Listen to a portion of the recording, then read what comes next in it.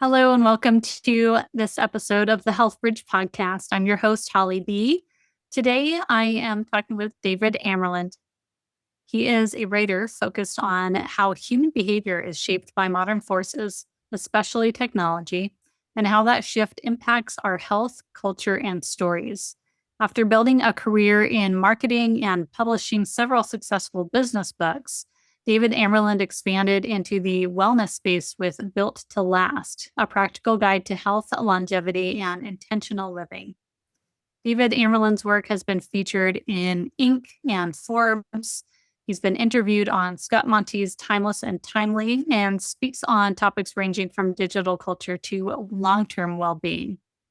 When David Amerland came across my inbox, I thought, let me just ask him a few questions and weed out whether or not his approach to exercise and fitness is one that is relatable. And he spoke to some things that I thought very much applied to this audience. And so I'm really excited to have him on and share his perspective on health and wellness with all of you.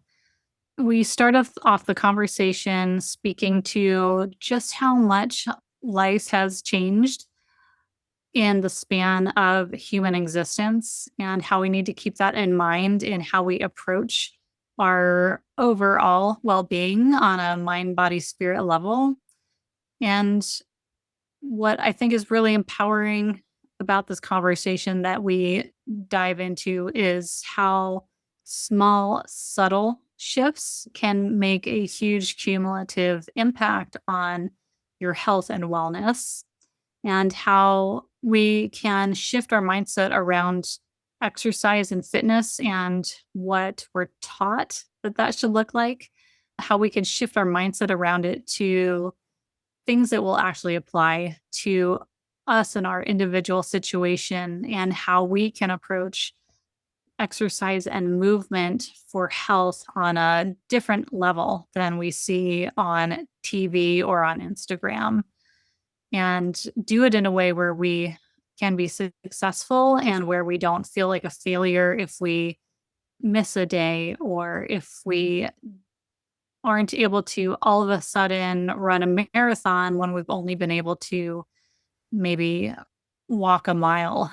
So talking really about real expectations on what we can accomplish and how to put together a plan to be successful in whatever health endeavor we are looking to implement into our lives to create and generate better health and wellness, whether that's within the boundaries of our chronic illness or just as somebody who's overall looking to up-level their health. So this is a really great conversation full of subtle nuances and ways of, again, approaching and looking at this subject with a whole different mindset. And I know that you will absolutely find value here in ways that you can immediately start applying to your life and your health routine. So let's just go ahead and dive in. David Amerland, welcome to the podcast, all the way from the beautiful Greece. I'm so jealous. I'm thrilled to be here. You came across my email inbox and I was like, well, is this just another exercise and fitness conversation that's not going to apply to my demographic of women with autoimmune conditions? And so I was questioning you on that. And you're like, no, we can totally relate this to anyone that's struggling with health. And while we're going to definitely dive into that aspect of the conversation, I want to start with something from your book, with a quote from your book.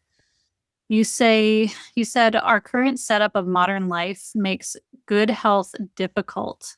Why is life as we currently experience it incompatible with good health? The ancient programming of our body and mind, the ancient code that runs inside us, was never meant for this modern world we are in. Now, this is something that it's a theme that I keep coming back to over and over. And so I'd like to start there and just have you dive in on what you mean by that. Absolutely. I love the fact that you brought this up. This is actually key to many of the things we actually see and certainly feel which are adversarial to us in the modern world. And we live in a time which is magical, right? We have medicine that keep us alive, even though we're really, really sick. We have access to information about staying healthy. We have access to information about staying fit and keeping fit. We have resources at our fingertips everywhere, which are designed to keep us as healthy for as long as possible. And we are failing to use them adequately. We're failing to take advantage of these things. We are failing to take advantage of the opportunities. And the question has to be why? And the reason we fail at all these things is not because we don't have the willpower or access or information, or we're not smart enough. It's none of those things. But our body has been designed to operate in an environment which was physically hard, and pretty much everything around us could potentially kill us. And in that environment, we were very active, and it's through that activity that it maintained its physical and mental health. And when we didn't have to exercise, it did nothing, because we have to preserve our resources.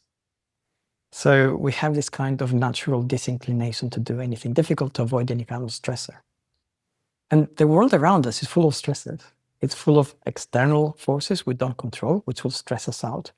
It's full of unexpected events, which again, we can't always foresee, which throw us and require both an emotional and a physical response from us. And the physical activity which we need to engage in order to maintain the fundamental basic fitness of the shell which we inhabit doesn't happen. I just read the other day that when we sit down for any length of time in front of a screen, our brain actually shrinks.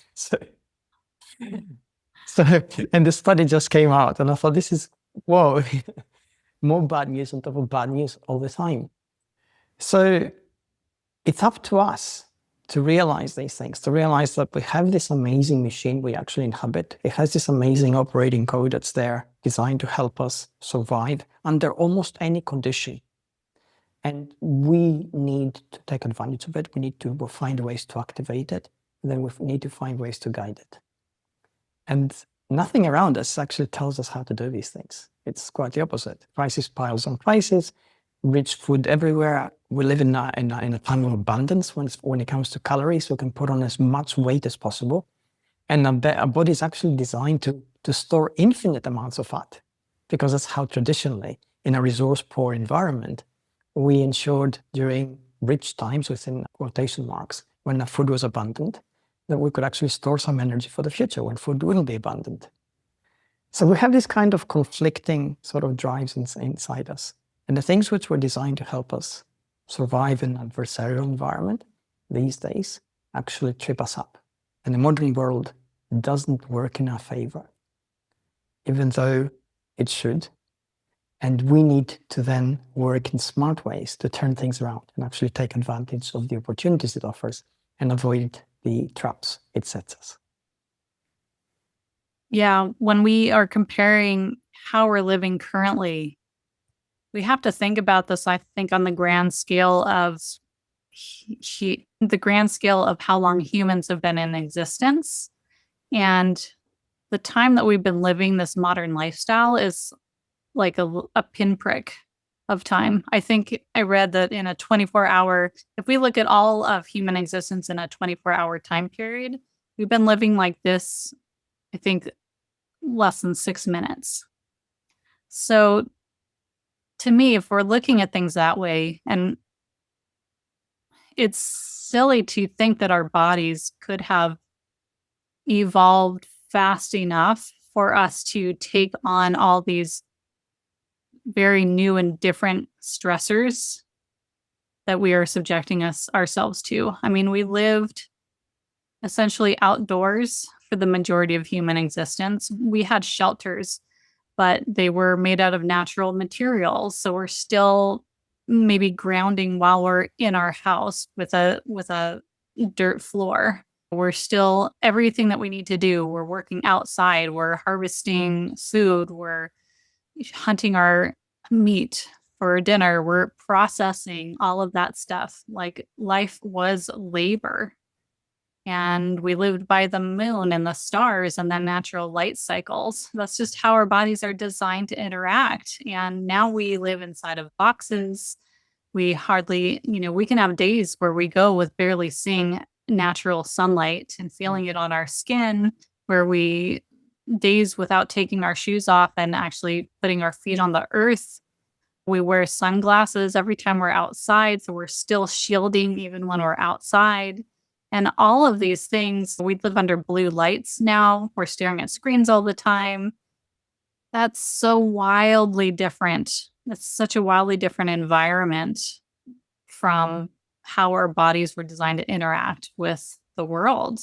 And it's having, I think, a huge impact on our health and our mental health and our physical health.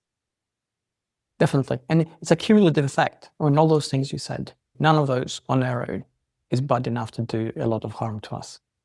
But cumulatively, definitely. And we mustn't forget that we are also, to a high degree, individuals. Each one is a little bit different. The triggers, the vulnerabilities we'll have will be different. So the things which somebody will respond to, which will lead to a cascade of negative health outcomes, is something which another person will just brush off. So we have that challenge when we're actually looking at ways to make ourselves healthier in a modeling world. Yeah, we do. And I think the first part of changing this is just the awareness of our daily habits, the awareness of how we are living day to day. Also, starting to pay attention to the things that are stressing us out. Because a lot of these things, we're on such a high stress level as it is that we don't even register it. It's just normal life. So, Yes, absolutely. maybe talk about how stress can play a role in our physical health and in our ability to take on these, I guess, recognize what effects these things are doing to us on a physical, mental level, and how we start to walk our way through that to a healthier routine. Absolutely. And I think just to create a baseline sort of comparison, we'll have to go back to the past. So if we go back 10,000 years ago, pretty much every external event we met in our life then was a stressor. It was perhaps lack of food, potential enemy, hunt, or be hunted, any of those things. Our cortisol levels would go through the roof, we'd have to take action, we'd have to do those things. And then once the event was over, we'd have to go back to baseline. All of those things which I just described were attended by some kind of relatively extreme physical action. We'd have to run, dig, hunt, throw things. So our emotional and psychological internal states would be also working in tandem with the physical arousal that we would feel. And once we expanded whatever activity we had to do and survived the event, we would return back to baseline, both internally and externally. We live in a world where a lot of the stressors have the same kind of response in us physiologically, but we don't get the opportunity to decompress through action. We look at an email, we receive a message, we have to deal with bills perhaps, births, deaths, moving houses, divorces, all those things. None of those things actually entails a lot of physical action. Certainly, it doesn't entail any relatively high physical activity. Internally, however, the internal states of the experience would be equivalent to if we were running from a tiger or fighting for a buffalo to get our food, or fighting another tribe in a survival situation. So because we don't get to decompress, stress accumulates in us. We don't get to return to baseline. And we don't even recognize that. Chronic stress does a whole lot of things in us. I mean, one of the basic things it does is increases cortisol levels in our bloodstream. Just that on its own has a cascade of negative health outcomes. For a start, it disrupts the energy pathways of the body. So when we need, for instance, to access our stores of fat for energy, we can't because of elevated cortisol levels. We have carbohydrates in our bloodstream and the body grabs them and throws them straight into fat. So we eat what we would normally eat and we put on weight, and we don't even know why, because we're stressed. So our bodies then physically, as we put on weight, begin to get into an elevated stress level because there's increased inflammation, major organs begin to work disproportionately. They become slightly dysfunctional, and the body senses that, and the stress levels that the body experiences begin to increase. But this is the actual other thing that happens. As stress levels accumulate in our body, the brain sees that as a threat, and it reacts the way it would have reacted in the past. It prepares us for action by flooding our bloodstream with adrenaline sometimes and more cortisol, and preparing us for something which would be physical. And it shuts down the higher energetic centers of the brain, which we normally use for emotional regulation and critical thinking and analytical thought, which we actually need. So we end up in this kind of paradox where we feel stressed, we see a problem, we can't see our way out of it, we get more stressed, we engage in coping mechanisms, we smoke, we drink, we eat too much, we do drugs maybe, all those, excuse me, got a slightly sore throat. So all those behaviors which we engage in order to actually decompress temporarily, which they work, and then we go back into a worse baseline situation than before. So this is the kind of paradox we're caught up in when we don't, as you say, create the awareness to understand when we get stressed. And here's also how that awareness, once developed, can help us actually cope with that. There are fundamental, physical, simple actions we can take which help us reduce stress. I mean, all mammals, without exception, sigh. And they sigh because that is a decompressive mechanism from any kind of stressful situation. I mean, I don't know if anybody has a pet, they have a dog, they put it under some kind of stress, it will actually sigh afterwards to decompress.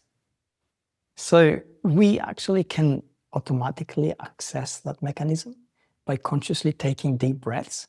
They activate the parasympathetic nervous system of the body, which is designed to bring us back down to baseline levels from a stressful situation. So just by consciously improving our breathing patterns during a potentially stressful situation, we find ourselves in a better position in terms of emotional regulation, energetic pathways, how our brain thinks, and how we actually can navigate the situation more successfully. So that self-awareness is absolute key. And it doesn't come automatically. Nobody's born having that. We actually have to develop it. We have to understand our triggers. We have to understand, to be conscious of how that is expressed in us. Do we take shallow breaths? Do our shoulders tighten up? Do we feel a nervous pain in our chest, which some people actually do? Does our heartbeat go up and we actually sense it? It's slightly different for each person, but it's key for each person to understand what it is and then develop the relatively easy mechanisms to decompress and bring themselves down to baseline. Mm-hmm.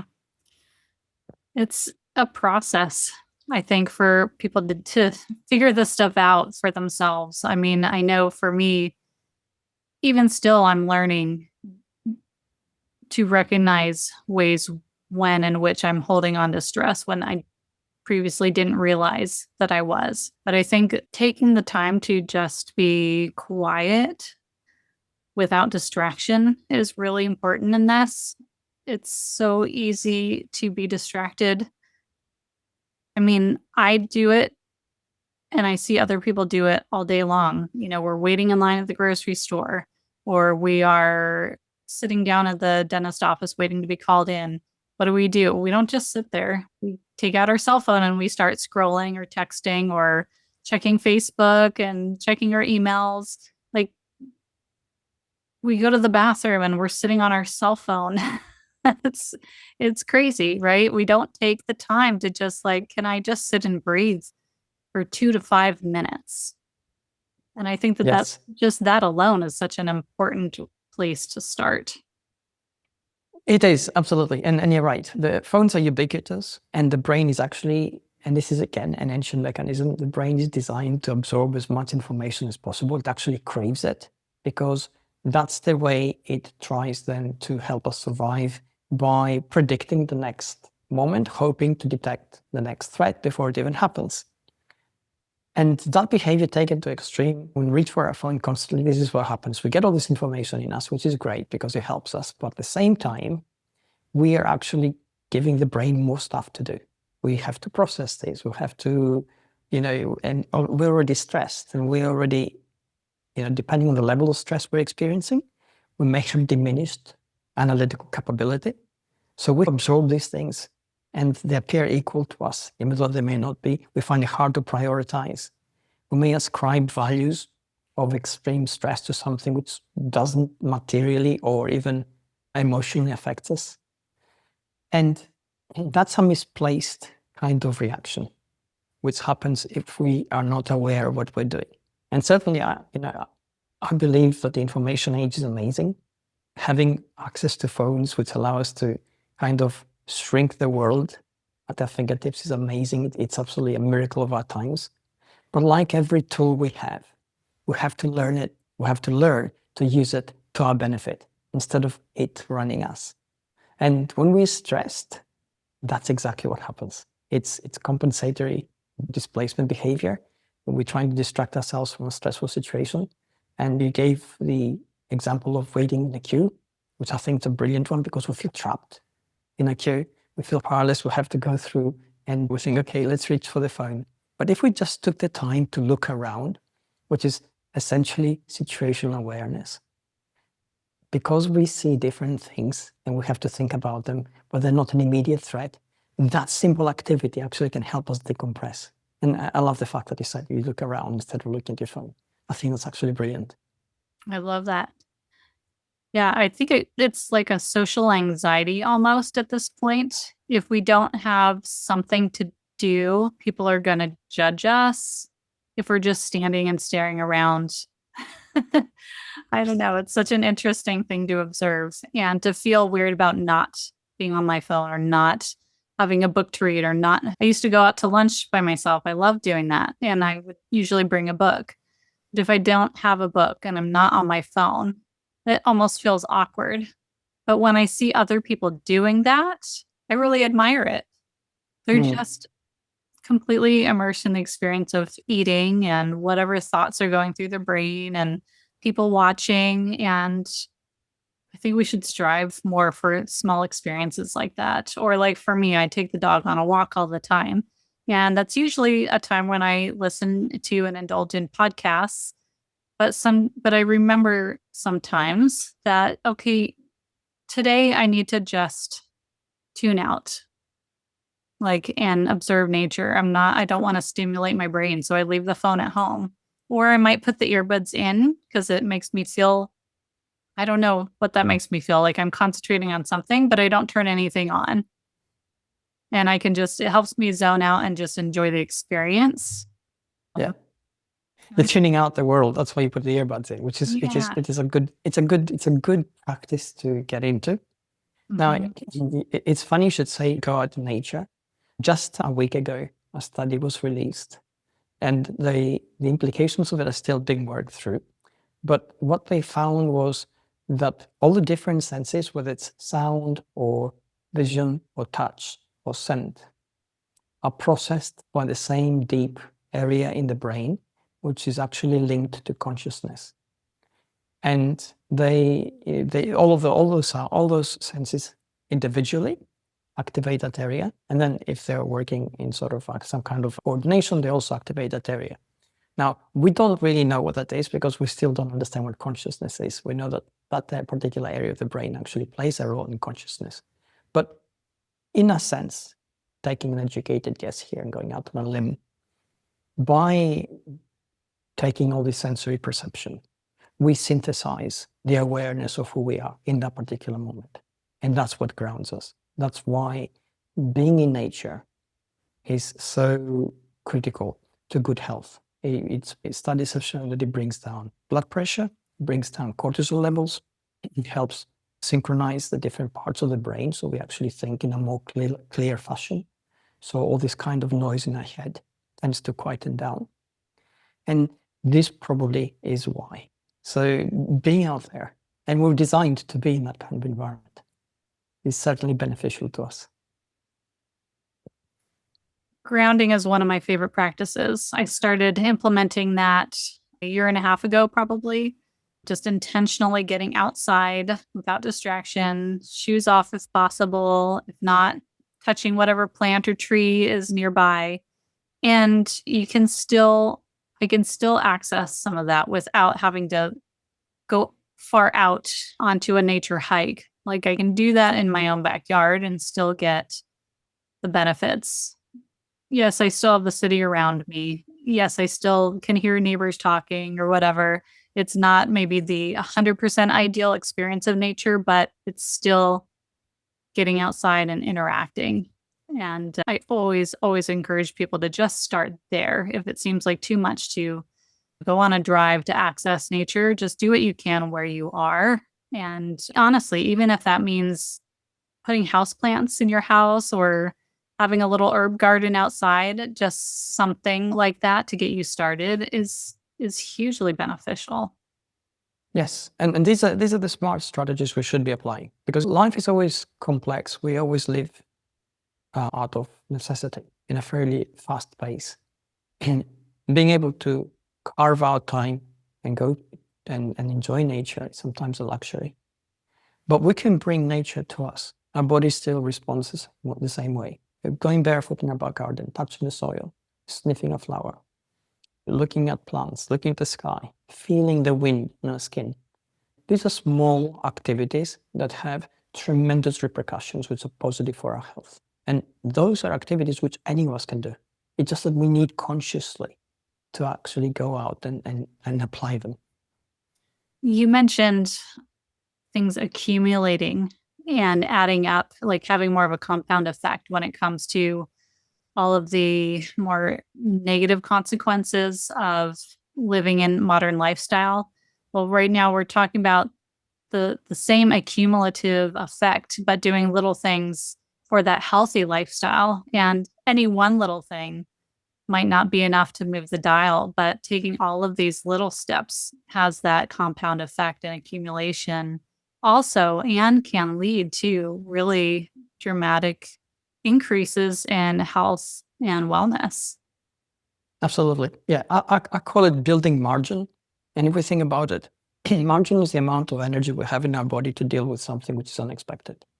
And let's say you start your day out stressed. You're stressed out because you overslept for 5 minutes. So now you have to rush through, grab a coffee, grab a quick shower, get ready, try to get to work, prepare to hit traffic because you're late going out. So your stress levels are through the roof. And you haven't even left the house yet. And you're stuck in traffic and something happens. Accident in front of you, yeah, lights are off, whatever. You're going to yell or you're going to honk your horn because emotionally you can't cope with that extra stressor because you're already stressed. You haven't got the margin to do that. But let's reverse that now, right? Let's say you woke up, you had a nice shower, nice breakfast, went through your self-care routine, got out of the house in time, so you have everything under control, and the same thing happens. Accident or traffic lights out. You're going to think, oh, well, what can I do? I'm just going to wait it out. So you're not going to overreact because now you have that margin to actually deal with that extra stressor. And that's what the cumulative effects of all those little changes are. They help you maintain that margin by not going over the top, by not going exhausting your capacity to deal with stress, by not stressing you inside internally, chemically, neurochemically, by elevating the anxiety levels in your body past a certain threshold. So yeah, all those tiny little activities actually build up to a large health positive outcome, because over time, and we can maintain this indefinitely, it means that we're not going to overreact, we're not going to overstress, we're not going to lose our cool, we're not going to yell, we're not going to feel that we're losing emotional control and everything that's associated with it. And these are reflected internally at a physical level in a more balanced state, and our internal physical health benefits from that. Really quick, Holly B here. I just wanted to interrupt the podcast to ask you for a quick favor. Can you take just a moment to like and subscribe to this podcast on whatever platform you are listening in on? It makes a world of a difference. And the reach of this podcast, it takes like literally under 10 seconds. So go do that right now. Thank you so much. I really appreciate it. And now back to the episode. And so, speaking of You were just referring to essentially consistency in these practices, right? For leveling out our stress level, balancing out our health throughout our lives. What is the brain's role in fitness, essentially? It's huge, and it's in one area which we don't think of actually working on. We think we've got to get fitter, so we associate fitness with all these sort of body effects, physical effects, body image things, but have been externally imposed upon us and we've received over the years. And none of them talk about the brain. And the brain plays such a key role. Let's look at the different areas and the roles it plays and how it impacts upon us. First of all is motivation. And motivation tends to be a kind of dirty word, because if you can't do something, you're not sufficiently motivated, which means you haven't got willpower and you haven't got discipline. All those words which are judgmental, we bandy around. And from a neuroscientific perspective, willpower and discipline are just semantics. And motivation is simply the willingness to go from a place where we don't feel good about something to a place where we actually feel better about it. So if your dishwasher breaks down, you're highly motivated to replace it because you don't want to wash dishes every day. So you're going to go out, deal with whatever mess where you have to go to traffic, go to a couple of shops, look at the prices, do feature comparisons, do price comparisons, and make an informed choice. You're going to go through all that because you really need to replace your dishwasher. Okay, the same thing with everything else. When it comes to fitness, we have two ways of approaching it. One is abstract. We all know we need to get fit. We all know that we have to be healthier. We all understand we have to do some things, but we don't feel them. So usually we engage in those activities and we don't, and not to keep them. We drop off the sort of whatever streak we tried to get on, and we feel that we let ourselves down in those around us. The second one is we actually dig deep inside us. We understand a little bit better who we are. We understand a little bit better what fitness actually means for us in the present and also in the future. And through that emotional connection, now we begin to go on that journey from a place where we don't feel so good about something we've discovered to a place where we're going to feel better about it. So that's our motivation. If we're smart about it, and we should always be smart about it, we should put a process in place. And the process is, okay, I need to get fitter. This is what it means for me. This is how I'm going to achieve it. These are the steps I need to take every day to do this. That process is what makes it possible. That's our willpower. If we don't have a process in place, if we have to create it every single day, I can guarantee you we will not do it every single day because it's too hard. Some days it's going to be easy because we have margin, because things are easy around us. Some other days we're dealing with crisis at home, crisis at work, something else coming up in our mind. And now we have to do this as well. We just don't have the energy. So that process has to be in place. That's willpower. And if that process now has a structure around it, if we say, I'm going to do this on those days, and this is how I'm going to do it, this is how I'm going to get there, this is what I've created to make it easy, well, there's your discipline. It allows you to repeat it day after day after day. So willpower is process, discipline is structure, and motivation is emotion. It's basically our feeling that we need to go from here, where things are not so good, to there, where things are going to be better. I think that putting those processes in place is so important. And I think that until we can figure out how to do those processes with self-care, it can be, it's going to be impossible to create a new habit, I should say. I know for me, creating new habits has been a challenge over my life. And just I guess the way my brain works, I have to really learn and understand the process of what it might take me to get from A to B, whatever that A and B is. But say it's for implementing a new eating routine, like learning how to improve my nutrition. I used to not know how to cook anything that wasn't out of a box with instructions on it, you know? So for me to go from that to cooking whole foods, I couldn't even visualize what that would look like because I didn't know how to handle whole foods.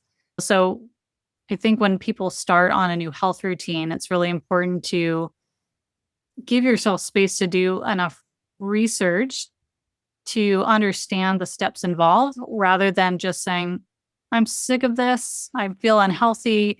Next week, I am cooking nothing but whole foods from here on out.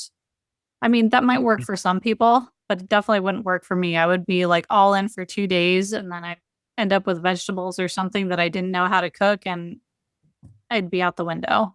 I'd be back to the box food because I literally didn't know Yes. how to handle it. Right. So I think maybe we can tease out even more the expectations of that we should set on ourselves as we're determining what new health goals we have.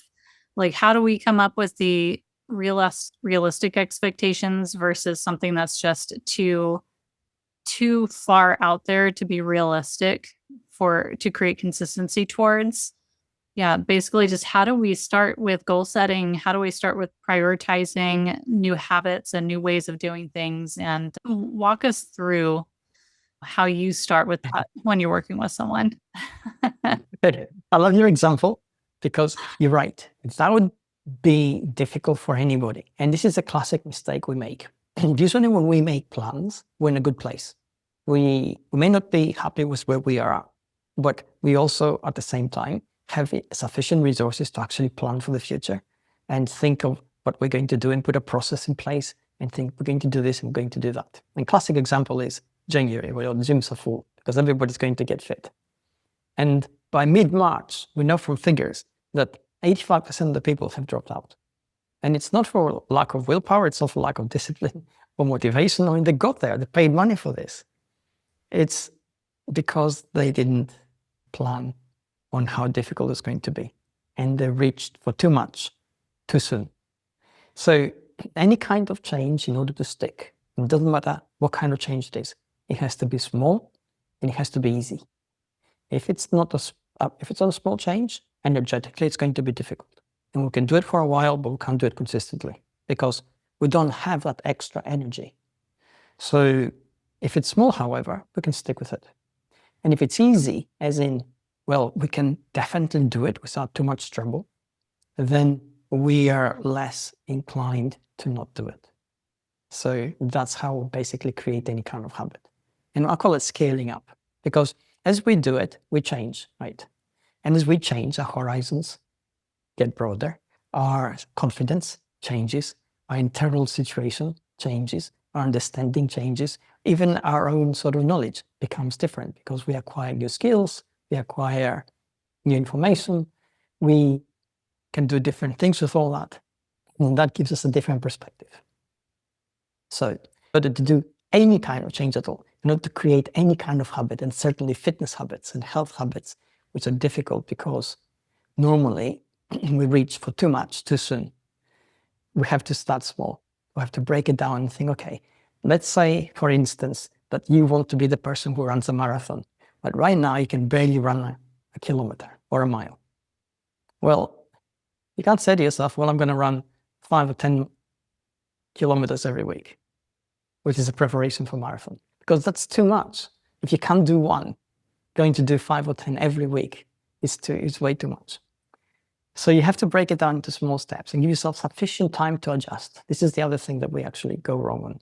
We tend to overestimate the difficulty of something and underestimate our own ability to experience difficulties as we do it. So we have to always say, okay, I'm going to allocate X number of days, and it has to be a lot for me to get used to this. And after that, I'm going to reassess and see how I feel, see how it's working, and say, can I improve it a little bit more?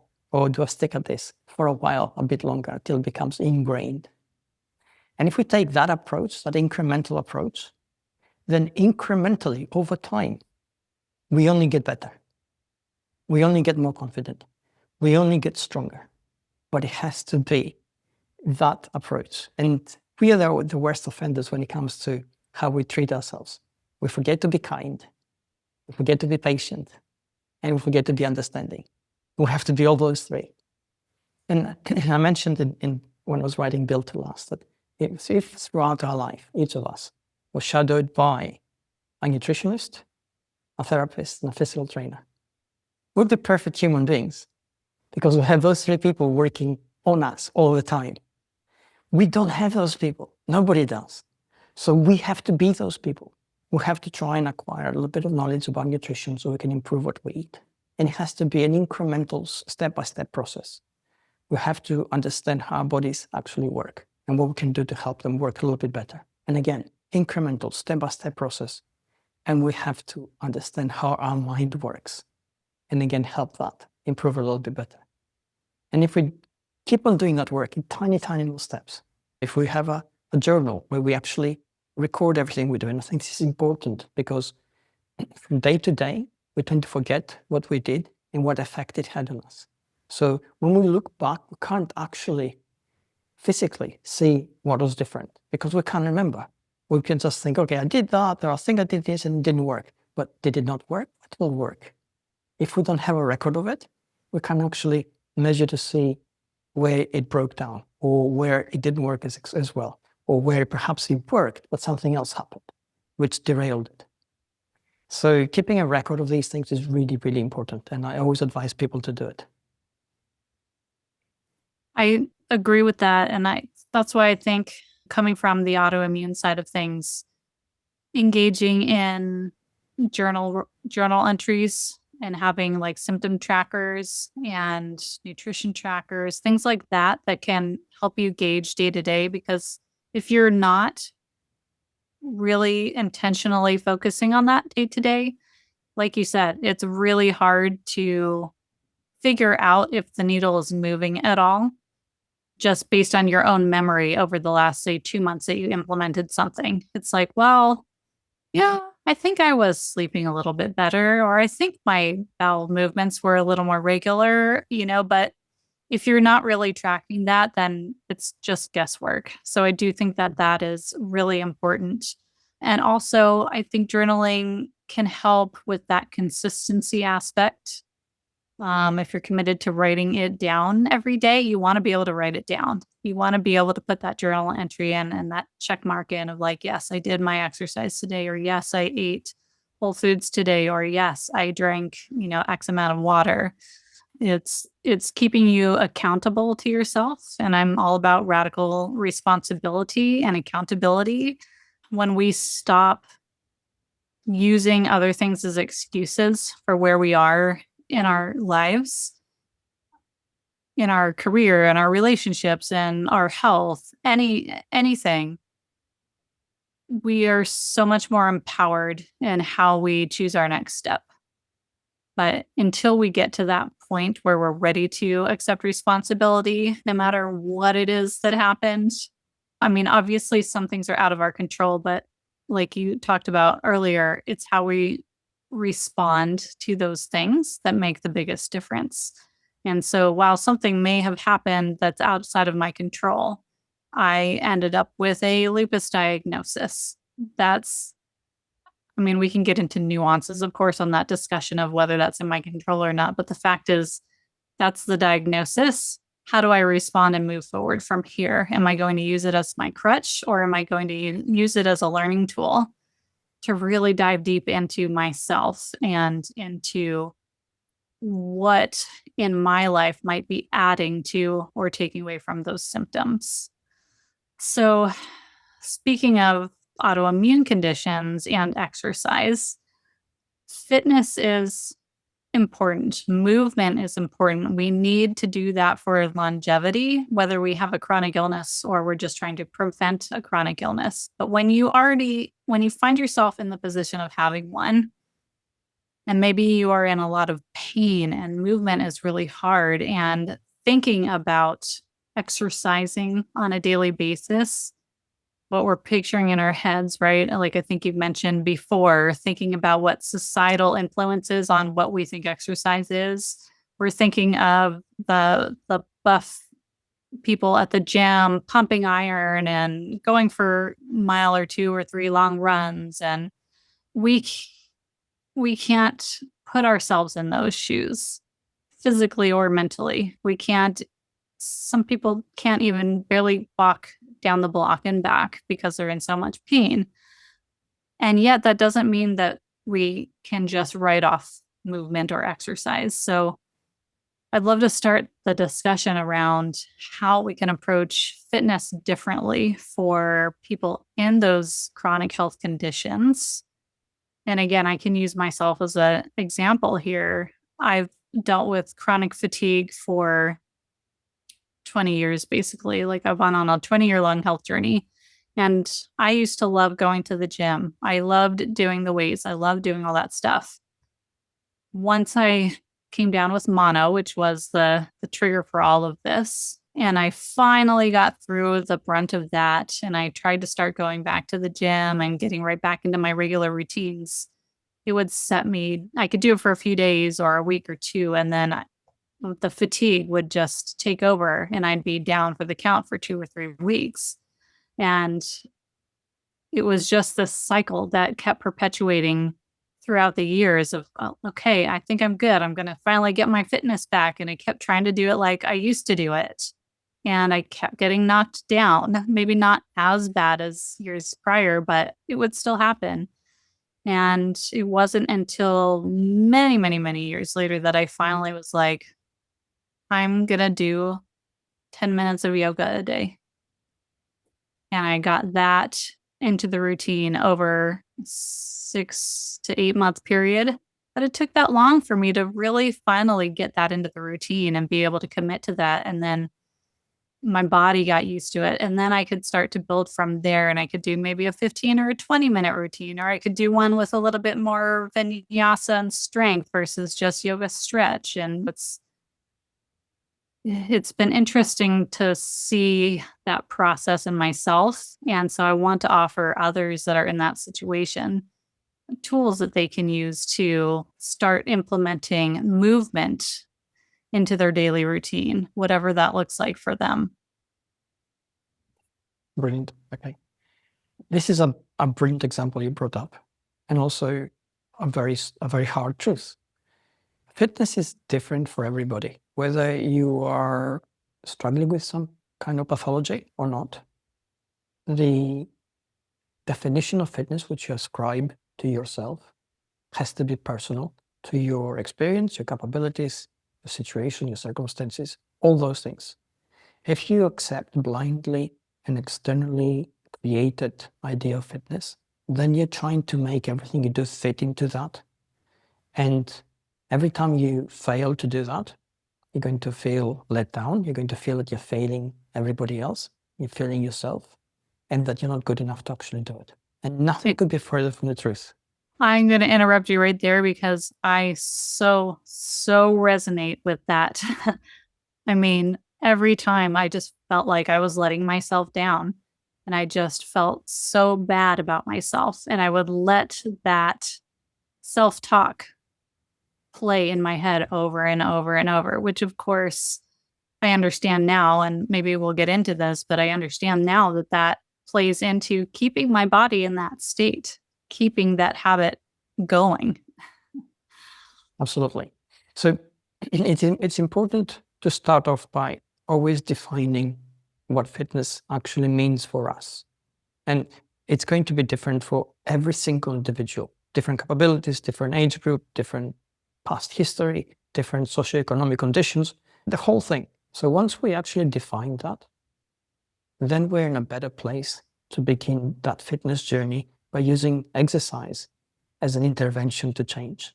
And I use the word intervention because when a pathology is involved, whether we're talking about some kind of autoimmune disease, physical activity, evidentially, is one of the best things we can do. And it's not prescribed as such, because in most autoimmune disease situations, they're hard to study. They're hard for traditional medicine to understand the causal effects. So in order to deal with them, he usually uses a pharmacological approach and a protocol that requires some kind of medication. The medication addresses the symptoms, and those symptoms are suppressed, so you actually feel better. But it does nothing for the causes. And in most cases, where an autoimmune disease is involved, the long-term prognosis of that approach is not positive. The reason that traditional medicine hasn't got a lot of studies on this is because it is very difficult to actually carry out a study on a live human body. There are ethical concerns, and there are also real difficulties in how we study a body that is alive and a process and get meaningful data back from it. Having said that, there are some studies. Back in 2011, from the University of Gothenburg in Sweden, they carried out a study on 102 patients who had IBS. And they were chosen on the Rome 2 protocol. And this is a definition of IBS, how acute the IBS symptoms are. We have, I think now we're on Rome 5, and they're progressively narrowing it down. But at the time it was Rome 2 they actually used to pick out these candidates. And they put them on 12 weeks of exercise.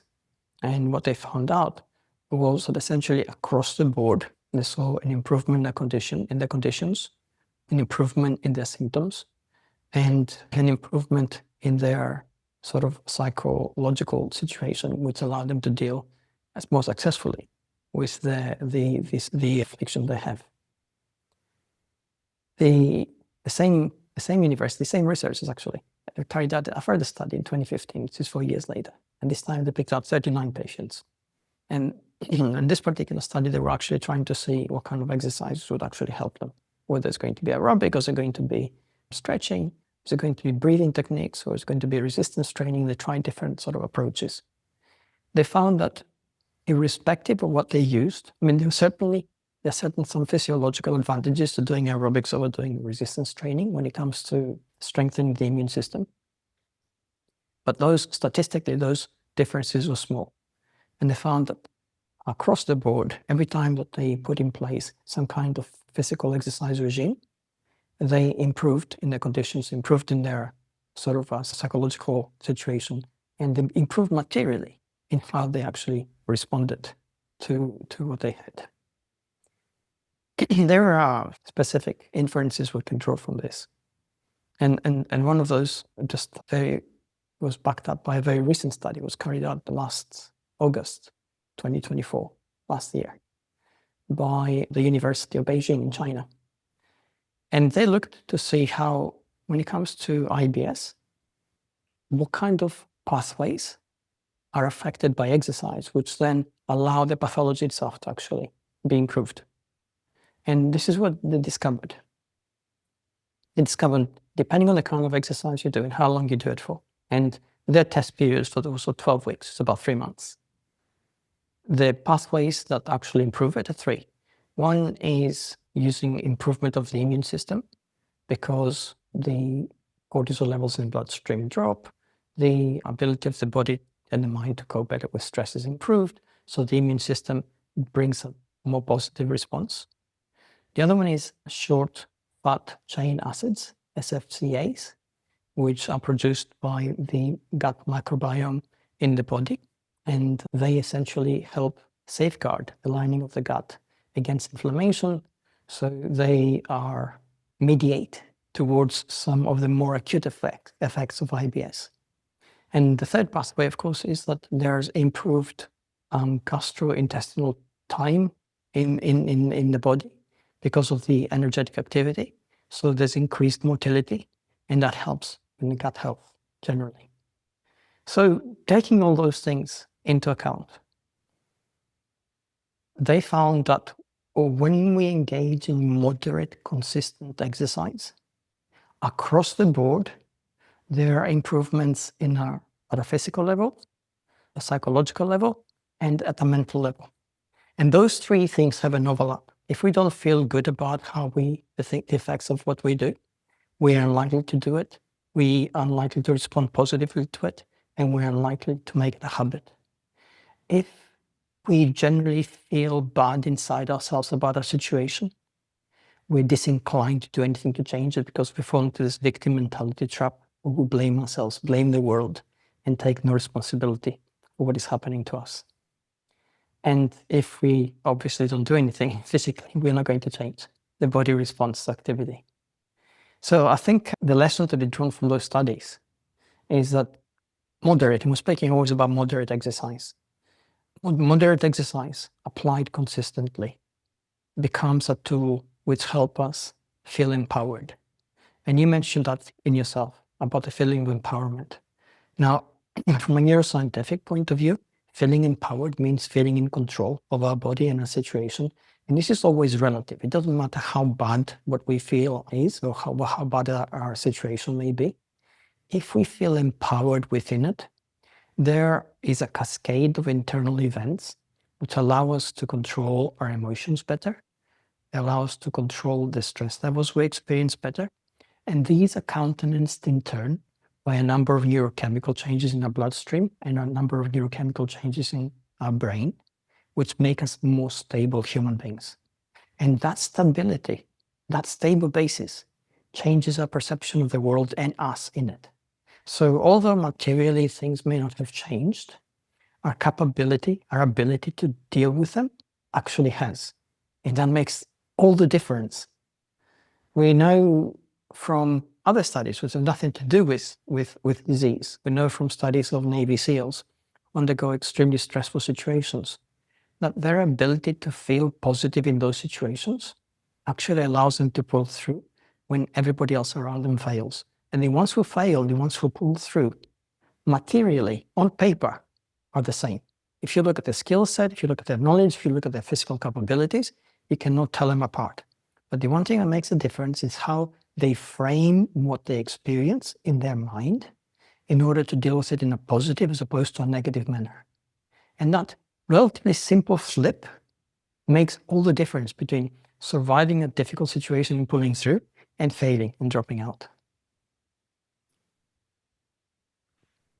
So that leads me to thinking about the power of mindset, which is something that is so important to me because it changed my trajectory and my health journey and in just overall satisfaction in life, I would say, and realizing possibilities in my life that I didn't previously think were there. I think adopting an identity around health and wellness and fitness is so important here. And let's talk about the shift that can happen from that victim mentality where everything's happening to me and life is unfair, which I'm not knocking anybody that's in that because it can really feel that way. And you can find the evidence everywhere around you to prove that that's true. And I have certainly been there in my own journey. But adopting an identity of someone who is healing, someone who is fit, someone who eats well and eats healthy food is a lot different than having the identity of someone who has a chronic illness or multiple chronic illnesses, someone who is out of shape, someone who doesn't prioritize healthy meals. Those are two very different standpoints to come from. And while it can be hard to start to create the identity of the healthy person and the healthy mindset when you're in that very unhealthy, chronically ill state, I think that it's essential to healing and it's essential to getting more in shape and it's essential to changing your daily habits. But we have to be able to start to we have to start visualizing ourselves as that person in order to make that happen. Absolutely. I'm glad you brought it up. There are two elements at work here, usually. If we allow ourselves to feel victimized, we begin to operate from a mentality of scarcity. We focus on all the things we don't have, which make it impossible for us to do the things we want to do. We don't have access to the gym. We don't have good health. We don't have a car to get somewhere. We don't have someone to support us. These are the things we don't have. And flipping that around requires certainly a little bit of introspection, a lot of positive self-talk, a lot of positive self-love, and a lot of acceptance. And also redefining our identity. I mean, If we call somebody ill, we're defining what they are, whether we know it or not. But if we call them a wounded warrior, how does that change things completely? Because what does, in our mind, a warrior do? They find a way. They don't look at what they don't have. They look at what they can do with the things they do have. And that changes everything. Hey, I just wanted to jump in here and interrupt the program for just a hot minute. You know that I'm so passionate about this podcast, but what I'm also really passionate about is helping women with lupus minimize their symptoms, boost their energy so that they can indulge in life again. So if you are a woman who is struggling with lupus, who is sick and tired of being sick and tired, who's struggling to manage your flares, if you're finding that your lupus symptoms are just really getting in the way of you being able to live your life the way you want to, I feel you. I've been there myself and I felt the same way. And what I've found is that there are a certain set of health fundamentals that once applied will support you in your foundational health. They will support you in building and maintaining that energy, minimizing flares, and allowing you to again indulge in life and follow your passions. So, if that is something that you are interested in creating for yourself, let's jump on a call together. I will walk you through the process that I use with my clients to get them from sick and tired to strong foundation of health by implementing my Health Bridge protocol. If this is something you're interested in chatting more about, I would love to talk to you. Apply for a free clarity call with me, and I look forward to getting to know you soon. And now back to the episode. So it is critical to be able to say, to have that acceptance in ourselves. Say, okay, this happened to me, and I didn't control this, and that's fine. And most of the times we don't control the things that happen to us, especially when those things are bad. At the same time, by being able to say, okay, this happened, but I'm not going to let that define me because I didn't choose that. What I choose to do, who I choose to be is this. And then going from there. And that's the flip. That's the mindset switch that changes something negative to something positive. We know that victim mentality in our head is attended and expressed by increased levels of toxicity throughout our body. We have more cortisol, we have more, which is stress hormone, we have elevated levels of adrenaline because we're under stress. We have reduced levels of dopamine because we are not able to take any kind of action. We have reduced levels of testosterone sometimes, which break down muscle, make us feel even weaker inside our own body. All these things are created by that perception. And if we flip it around, a lot of these things begin to go away. Our cortisol levels begin to go down because now we think, okay, we're finding a solution to our problem, so it's not as much of a problem. Our stress levels begin to lower because we're dealing with a situation. The testosterone levels in our bloodstream begin to increase because our body's building up for action and it's beginning to allocate, resources so it can actually build what it has to do.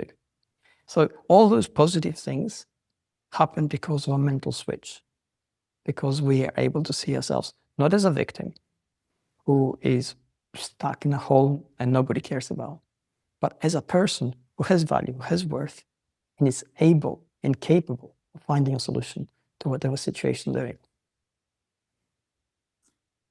It's all about personal empowerment. And I think for somebody that's really coming from far behind and really has been stuck in that victim mentality for a long time, all I'm asking, if that's somebody that's listening, is for you to just crack open the door just a little bit to maybe there's a possibility out there that's not what you're living in right now. If you can just open your mind to that, then there's a chance to shift and create change. Again, it's like somebody, like you mentioned earlier, they can maybe run a mile and they've decided they're going to start running 10 miles a week to do that marathon. That's not very realistic. So if somebody is really struggling in chronic illness and they just feel like they're stuck in this hamster wheel and that there's no way out, if we can just crack open the door to maybe there might be another approach to this and just accept that as a possibility versus trying to all of a sudden visualize I am healthy, whole, and vibrant, that might not feel like something that they can, like a thought or a belief that they can latch onto because it seems too far out there. Right. So just like starting for me with the 10 minutes of yoga and getting that into consistency, we can start that with our thoughts by just one slightly more open thought at a time. We can start by just accepting there might be another way of going about healing. There Absolutely. is, Yeah. and then there is a possibility of healing, and then that might open them to exploring different practitioners, maybe outside of Western medicine, and then it slowly opens the door to the next positive thought. And it's all about just small steps and consistency. Yes, it's that incremental approach, isn't it? Which actually allows you to feel that something can change, that something is possible, and that you can actually do it. And it's being smart about it always. We are our own worst enemies. We have this negative voice in our head, and this is a remnant again of the past we left behind. 10,000 years ago, the person coming out of the caves with his friend, looked at the mountains and said, "Hey, listen, it's a beautiful day. Why don't we go over the mountains and see what's on the other side?" And his friend looked at him and said, "Are you crazy? Tigers, enemy tribes, no resources, no support network. We're not going to survive the journey. I'm not doing that." And the other person said, "No, I'm doing it." He went and did it, right? And he never came back. So he never got to pass on his genes. So we all ended up with this negative voice in our head, which is there designed to help us survive in an environment which was adversarial for us. We live in a modern world. We have all these resources we can actually utilize. We have support networks we can create. We have knowledge we can acquire. We have resources that we can actually tap into. And that voice in our head tells us, "You're not good enough. You can't do this. It's not for you." And that voice doesn't help. And instead of trying to tamper it down, we should say, "Okay, I understand what it's trying to do. I understand where it's coming from. And I don't need it because I know what I'm doing." And then creating that incremental journey forward, or we take that step and the next step, and we feel our way through so we can see what's actually possible for us. That is key to actually changing everything about us. And when it comes to exercise, you mentioned 10 minutes of yoga. We know from studies that 1 minute of physical activity neurochemically changes us the same way as an hour of physical activity. The change is identical. A lot of other physiological changes take place if we exercise for an hour as opposed to a minute, but neurochemically it doesn't, which means that the impact of those neurochemical changes on our hormones, on our major organs, and their hormonal profile is going to be positive. And if we exercise just for a minute a day for a year, which is about 5.5 hours of total exercise in a year, materially, we wouldn't change in any appreciable way. But as far as our baseline fitness, our biomarkers are concerned, our blood pressure, our cholesterol levels, ability of stress levels, cortisol levels in the bloodstream, we will be way better off than we hadn't done that 1 minute a day. It's just a minute a day. So it doesn't matter how small we start, it's a start and it builds. And I can guarantee you, if you do a minute a day for a month, then you feel able to do 2 minutes a day. And then it goes to 5 and then 10. So yeah, that's how it starts. You were sharing with me before we started recording about your friend that's been battling with IBS for many, many years. Can you share the shifts that she's been experiencing? Absolutely. And it's always difficult seeing somebody you care about struggling with this because you feel powerless to help them. So the only intervention that I could actually put in is having discussions about alternatives to a pharmacological treatment, which is the only thing that she has available. most people in that situation are in the hands of traditional medicine that is designed to help them deal with the symptoms quite successfully. So we started discussing possible changes to her diet, possible changes to her exercise, which was almost non-existent at the time. And she was resistant, but naturally, as everybody is, because change is difficult.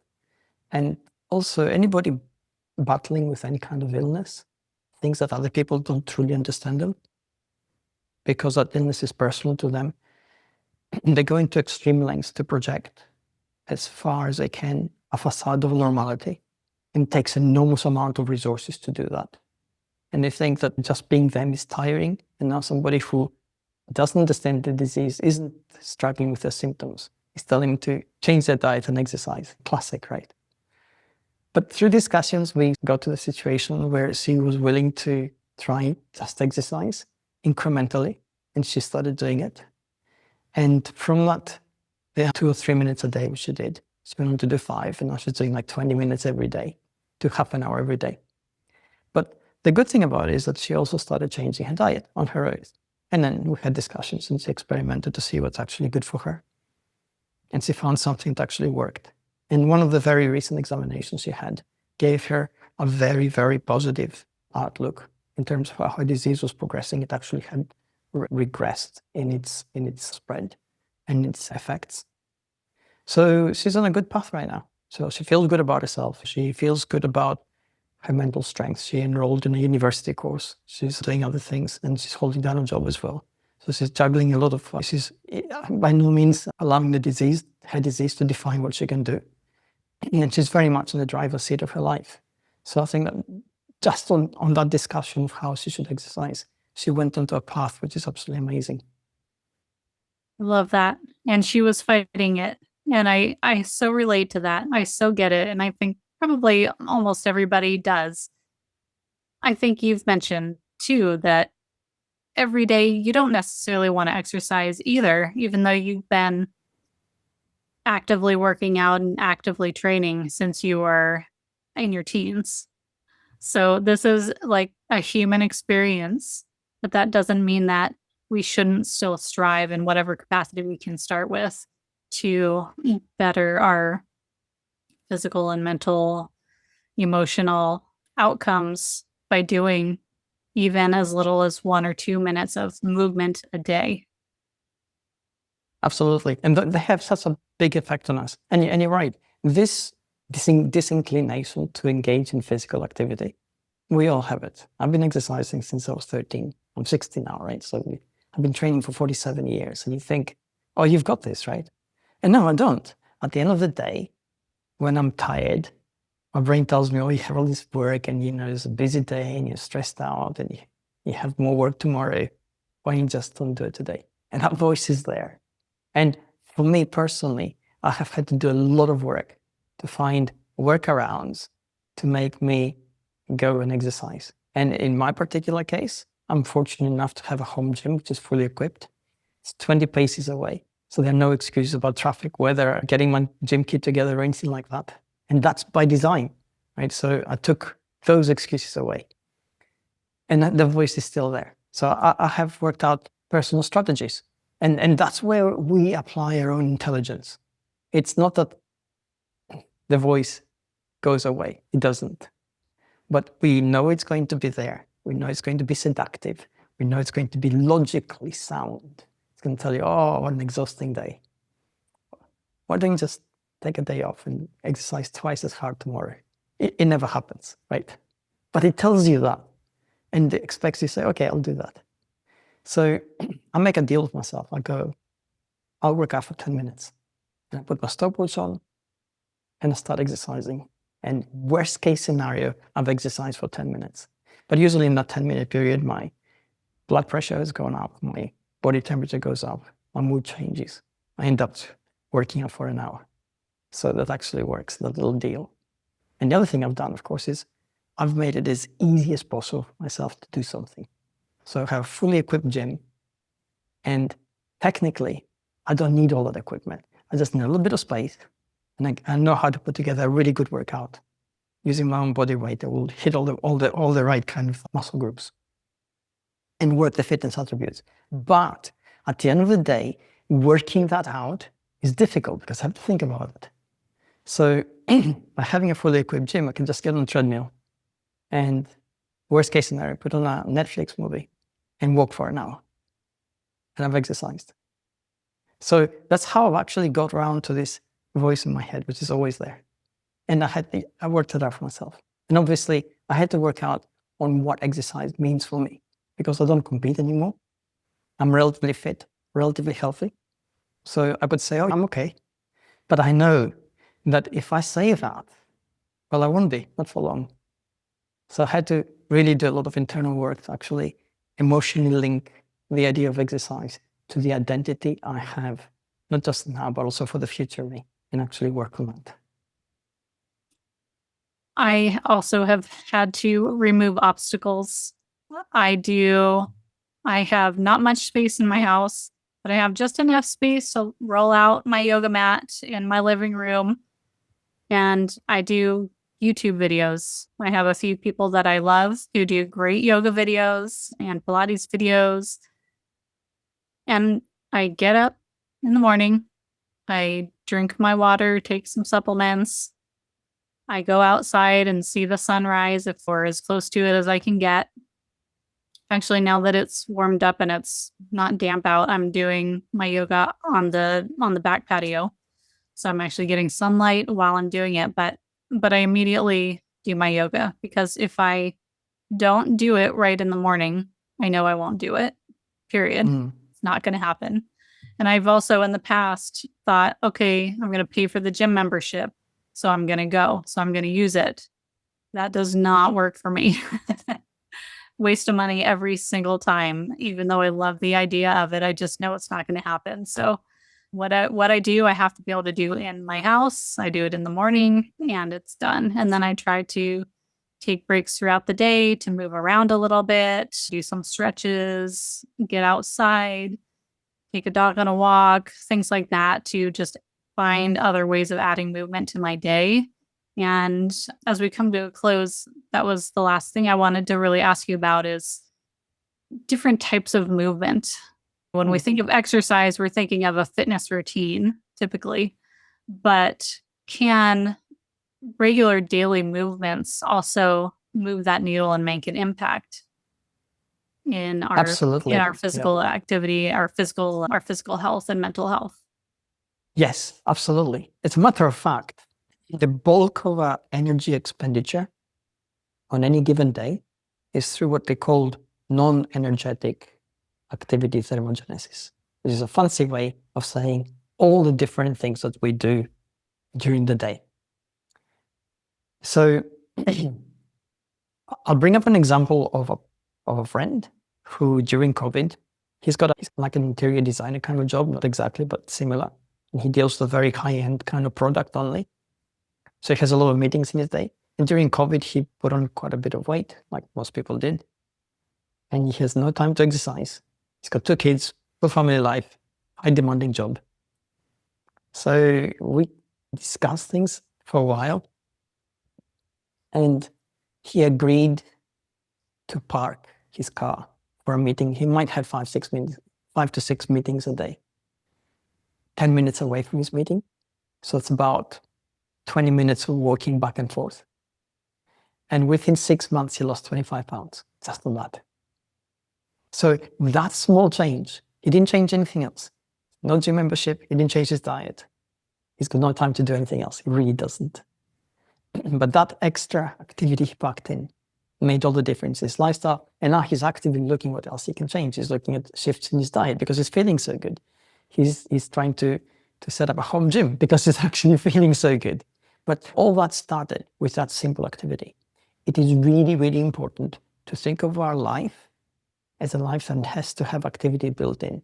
And not only activity built in, but also activity that's built in that we are conscious of as exercise, even though it isn't. In 2000 and, I'm trying to think of the dates, give me a second. 2005, I think. 2005. Harvard University carried out a study where they looked at 60 different hotel maids in 3 different hotels, 3 groups of 20. And hotel maids are the ones who go around and they basically provide room service, getting the room ready for the next guest after the previous guest has left. So they have a trolley, they have all the cleaning supplies, they have to do the beds, they have to clean the room, they have to do the bathroom, all those things. And what they did is they took 2 groups of 20, so that's 40 of them, and they gave them this really complicated presentation and told them, listen, the things which you're doing are essentially exercise. So we want to see what you do and what impact it has. And before they started out to go back to their work, they took all the biomarkers. They took hip to waist ratio, they took their blood pressure, they took their body fat content, their muscle mass, BMI, the whole thing. They had a control group of 20 maids who were doing exactly the same work. And what they said to them is, we are going to just try to understand what kind of work you do. So we're carrying out this study as a sort of an insight to your work. And they let them go for a period of 12 weeks, which is 3 months. At the 12-week period, they came back, they carried out all the tests. This is what they found. The hotel maids that had been told that their work essentially was exercise had improved across the board on all their biomarkers by 12 to 15%. More muscle mass, lower blood pressure, lower waist to hip ratio, the works. The ones who'd been told, we're just checking to see and understand what kind of work you do, they showed no difference, none. And that shows, it comes down to your self-awareness example before, when we started out this podcast. That self-awareness changes everything. It allows us to create meaning in the things we do. If they're meaningful to us, the brain prioritizes the amount of energy expenditure that's going to allocate, and the body is inclined to undergo changes because of that energy expenditure. And if we do things blindly, on autopilot, we get through them okay, but they don't do anything for us. So that is truly, truly important. If we're going to structure our lives so we have built-in activity, it doesn't matter how little it is, we need to be aware that this is actually helping us. And then it will actually help us. So what I'm interpreting what you're saying is that I should remember this when I finally get around to sweeping my floors or cleaning my bathroom, and respect it a little bit more, for it's not just giving me a clean bathroom, but it's actually adding to my physical activity for the day and adding to my health and wellness. Yes, that's exactly right. Yeah, I love it. Any last thoughts as we close for our listeners? Anybody that's like, okay, this is opening my mind to like, maybe I really can start to move more, and maybe just a little bits are really actually going to help me. What last thoughts do you have for our listeners? Definitely. I have everything you do, every little change you make, the self-awareness that you bring into your own life. You need to do on what I call 3 Ps framework. Make it personal. Make it mean something for you. Don't do things on blind autopilot. Ascribe meaning to everything you do, because that ascribes meaning to your life. Make it possible. Work to make it as easy as possible so you can do it again and again and again and again. And then make it persistent. Create the structure around it that allows you to repeat it day in, day out, because that persistence is actually what brings about the long-term health benefits you seek. If you do those 3 things, it becomes a lot easier. David, where can everybody find you? You can find me at davidamerland.com. If you Google me, you'll find my socials. I put out a lot of things on studies I come across. I tend to quantify them, and I'm just about ready to start a special section on my website where every week there will be all the new studies and what they mean. I'll link to the studies, create a summary, and give a one-line explication so people actually do it, because there's so many things happening right now. It's changing the way we understand how our body and brain work. And if we understand that, then we can find practical applications to put that knowledge into effect for us personally. So I'm really excited about it. And your book, do you want to introduce your book? Yes, Built to Last. It's a framework to allow you to become healthier, fitter, longer, as easy as possible. It basically allows you to customize health and fitness into your life as opposed to something which your life has to fit into. You'll find it on Amazon or pretty much any online retailer.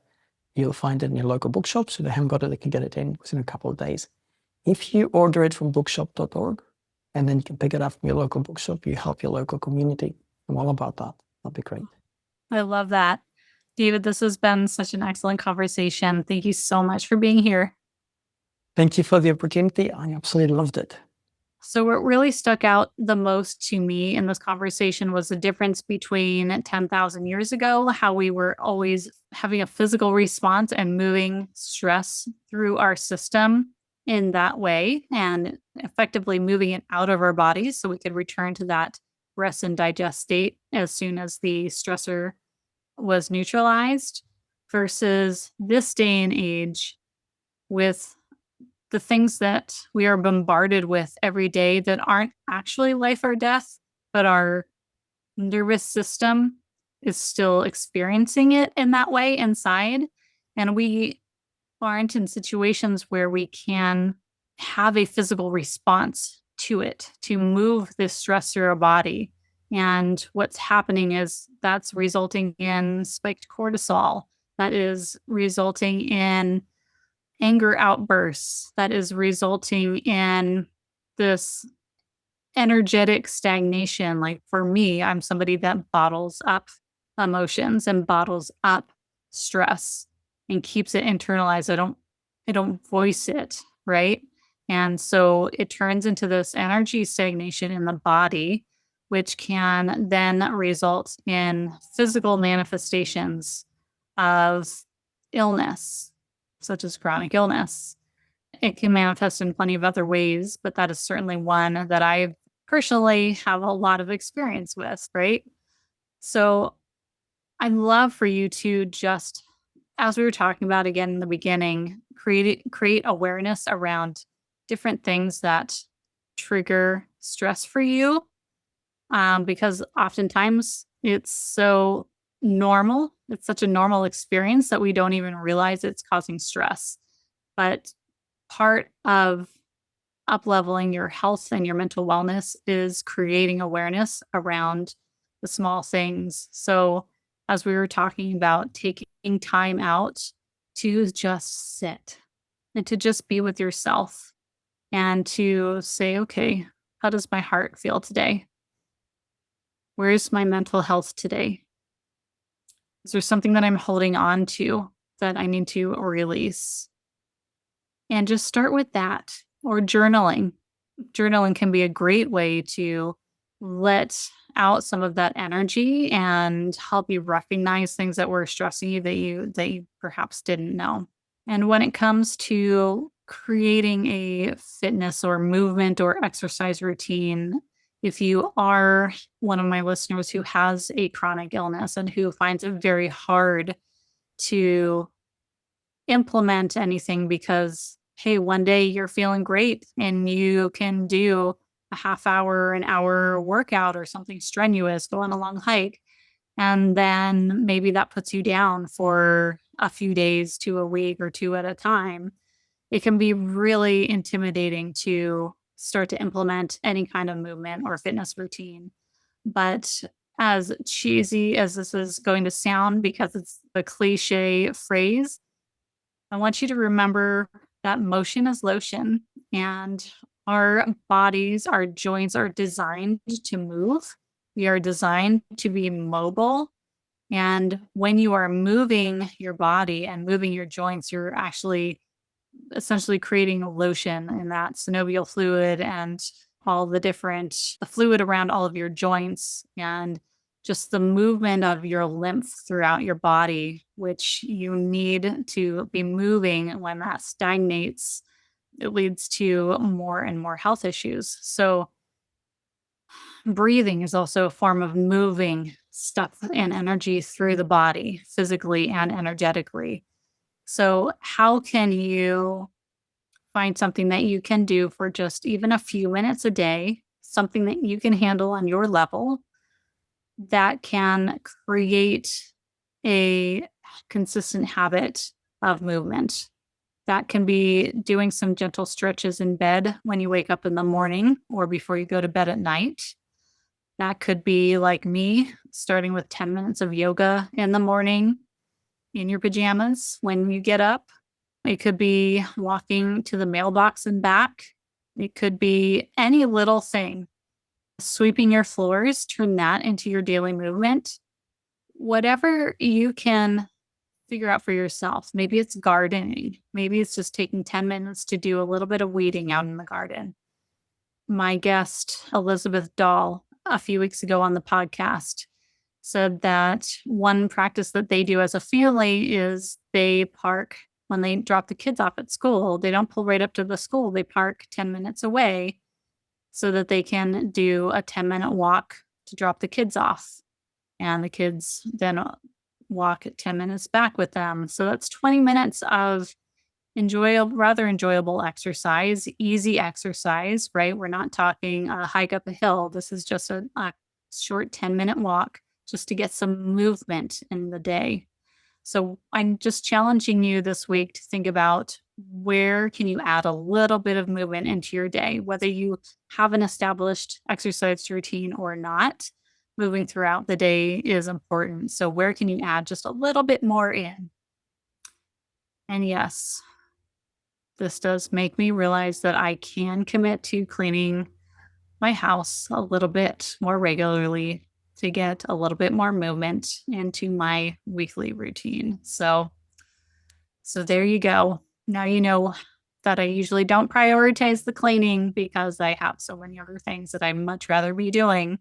But now that I understand that it has a better effect on my health, maybe I'll do it a little bit more. So, where are you going to jump in on that? Let me know in the comments on whatever platform you're listening in on. And be sure to follow David, get his book. It's a very easy read. There's also several different exercise routines in there that you can modify based on your own physical stamina and physical level. And there's definitely some in there that I think is very approachable for people that have chronic health issues and who are starting from a place of not having much movement at all. So I think they're very approachable. I would say some could even be modified further to movements that you can do sitting on your couch or on a chair with different arm movements and things like that.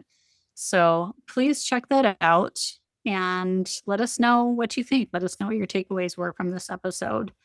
Thank you so much for listening. Please share this episode with somebody that you think would benefit from this information. This is how the podcast grows. And this is such important information. We want more people to have access to these conversations. And the more you share, the more we can accomplish that goal and give people their own empowerment through knowledge of what other healing modalities are out there that might benefit them. Thank you again so much for listening, and we'll see you next week on the next episode of the Health Bridge podcast.